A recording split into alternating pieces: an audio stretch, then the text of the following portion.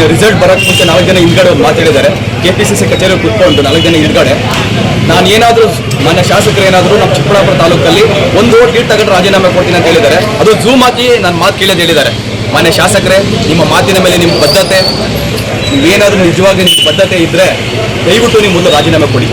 ಇಲ್ಲ ನೀವು ರಾಜೀನಾಮೆ ಕೊಟ್ಟಿಲ್ಲ ಅಂದರೆ ನಿಮ್ಮ ಜನ ವಚನ ಭ್ರಷ್ಟ ಅಂತ ಕರೀತಾರೆ, ಸುಳ್ಳುಗಾರ ಅಂತ ಕರೀತಾರೆ. ಶಾಸಕರು ಹೇಳ್ತಿದ್ದಾರೆ ಮಾನ್ಯ ಡಾಕ್ಟರ್ ಕೆ ಸುಧಾಕರ್ ರಾಜೀನಾಮೆ ಕೊಡಲಿ, ನಾನು ರಾಜೀನಾಮೆ ಕೊಡಲಿ ಅಂತ ಕೇಳ್ತಾರೆ. ನಾವೇನಾದರೂ ಈ ಚಾಲೆಂಜ್ ಹೇಳಿದ್ವು, ನಾವೇನಾದರೂ ರಾಜೀನಾಮೆ ಕೊಡ್ತೀವಿ ಅಂತ ಹೇಳಿ ಅವರೇ ತಾನು ಹೇಳಿದ್ದು.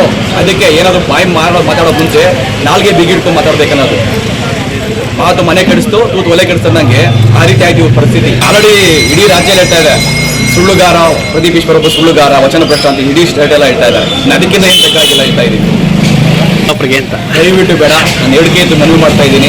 ಜನ ಈಗಾಗಲೇ 1 ವರ್ಷದಲ್ಲಿ ಅವ್ರ ಮೇಲೆ ಬೇಸತ್ತು, ಬೇಜಾನ್ ಬೇಸತ್ಬಿಟ್ಟಿದ್ದಾರೆ. ಅವ್ರ ಮೇಲೆ ಬೇಸತ್ತು ಅವ್ರು ಲಾಸ್ಟ್ ಬಿದ್ದಿರೋ ಓಟೇ ಈ ಆಕ್ಚುಲಿ 20,000 ಓಟ್ ಮೈನಸ್ ಆಗೋಗಿದೆ. ಇದು ಕೇಸ್ ಏನಾದರೂ 4 ವರ್ಷ ಇವ್ರು ಹಿಂಗೆ ಮುಂದುವರೆದು ನೆಕ್ಸ್ಟ್ ಟಿಕೆಟ್ ಕೊಟ್ಟರೆ ಠೇವಣಿ ಬರಲ್ಲ ಕಾಂಗ್ರೆಸ್ಸಿಂದ. ಇವತ್ತು ಹೇಳ್ತಾ ಇದ್ದೀನಿ, ಕಾಂಗ್ರೆಸ್ ಅನ್ನೋ ಬ್ರ್ಯಾಂಡು ವಿತ್ ಏನಾದರೂ ಗ್ಯಾರಂಟಿ ಸ್ಕೀಮ್ಸ್ ಇದೆ, ಸ್ಕೀಮ್ಸಿಂದ ಗೆದ್ದಿದೆ. ಅಷ್ಟು ಬಿಟ್ಟರೆ ಯಾವುದೇ ರೀತಿ ಬೇರೆ ಸ್ಕೀಮ್ಸಿಂದ ಏನೆಲ್ಲ ಹೇಳ್ತಾ ಇದ್ದೀನಿ. ಪ್ರದೀಪ್ ವರ್ಷಸ್ ಅಂತ ಏನಿಲ್ಲ ಇಲ್ಲಿ ಹೇಳ್ತಾ ಇದ್ದೀನಿ.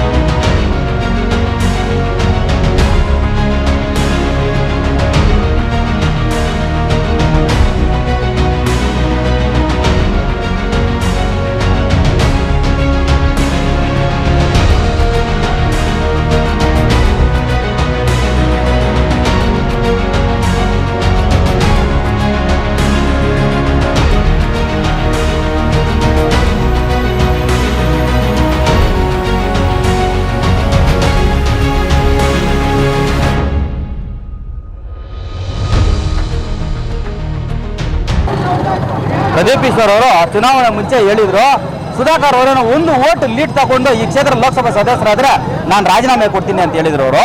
ಇವಾಗ ಅದನ್ನ ಉಲ್ಟಾ ಹೊಡಿತಾವ್ರೆ. ನಾನು ಆ ತರ ಹೇಳಲಿಲ್ಲ, ನಾನು ಮಾಡಲಿಲ್ಲ ಅಂದ್ಬಿಟ್ಟಿದ್ದೆ.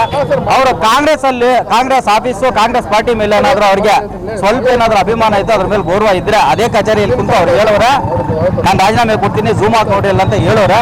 ಆ ಮಾತು ಪ್ರಕಾರ ಏನಾದ್ರು ಅವ್ರು ನಡ್ಕೊಂಡಂಗಿದ್ರೆ ರಾಜೀನಾಮೆ ಕೊಡ್ಲಿ ಅವರು. ಇಲ್ಲ ಅಂದ್ರೆ ನಾವ್ ಹೇಳ್ದಂಗೆ ಇವತ್ತು ಗಂಗಾಂಗುಡಿಯಲ್ಲಿ ಪೂಜೆ ಮಾಡಿಸಿ ಬಳೆ ತಗೊಂಡು ಬಂದಿದ್ದೀವಿ ನಾವು. ಆ ಬಳೆನ ಹಾಕೊಂಡ್ರೆ ನಾವು ರಾಜೀನಾಮೆನೂ ಕೇಳಲ್ಲ, ಅವ್ರನ್ನ ಯಾವುದು ಕೇಳಲ್ಲ. ನಾವು ಆ ಸವಾಲೇ ಹಾಕಿಲ್ಲ ಅಂತ ಅವ್ರು ಇದು ಮಾಡಿದ್ರೆ ಸಾಕು. ನಾವು